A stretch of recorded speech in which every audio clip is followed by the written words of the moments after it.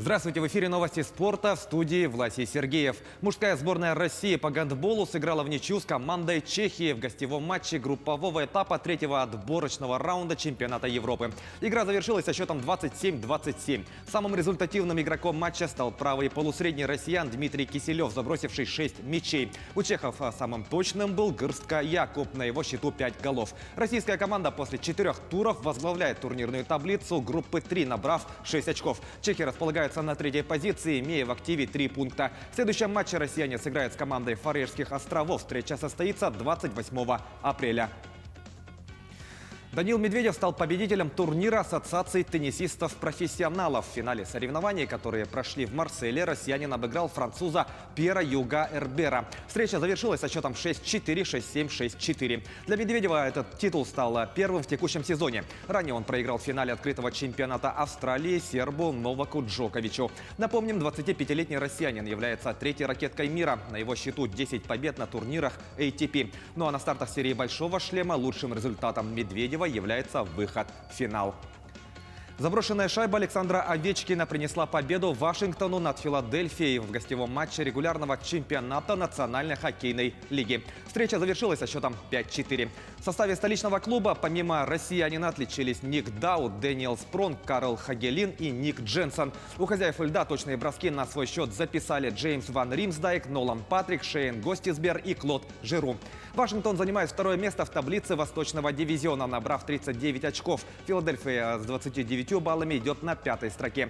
В следующем матче Вашингтон в гостях сойдется с Баффало, а Филадельфия на выезде сыграет с Рейнджерс. Московский «Локомотив» на своем поле со счетом 3-1 обыграл Сочи в матче 22-го тура Тинькофф российской премьер-лиги. В составе железнодорожников двумя результативными ударами отметился Франсуа Камана. Еще одно взятие ворот провел Федор Смолов. Отметим, что во всех 3 случаях ассистентом выступил Рифат Джемалетдинов, который в итоге был признан лучшим игроком матча.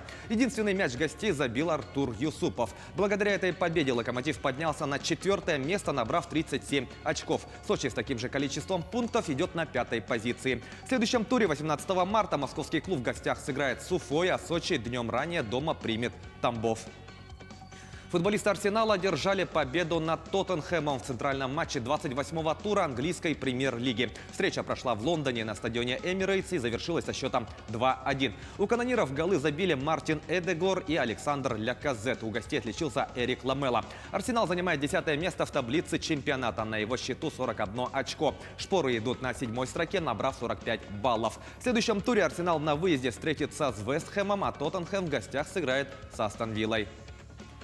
Ну и в завершение гол Никиты Евтушенко помог Липецкому ЛКС выиграть у ростовского «Спартака» в гостевом матче регулярного чемпионата России по мини-футболу среди команд высшей лиги. Игра завершилась со счетом 7-4. Якутский вратарь отличился на 46-й минуте, поразив в пустые ворота соперников, которые в тот момент играли в 5 полевых. Для «Стража ворот» этот гол стал вторым в текущем сезоне. Его ЛКС располагается на 2-м месте турнирной таблицы конференции «Запад», набрав 53 очка в 24 играх. В рамках 25-го тура регулярки липецкий клуб сыграет с командой «Волгарь». Встреча пройдет 20 марта.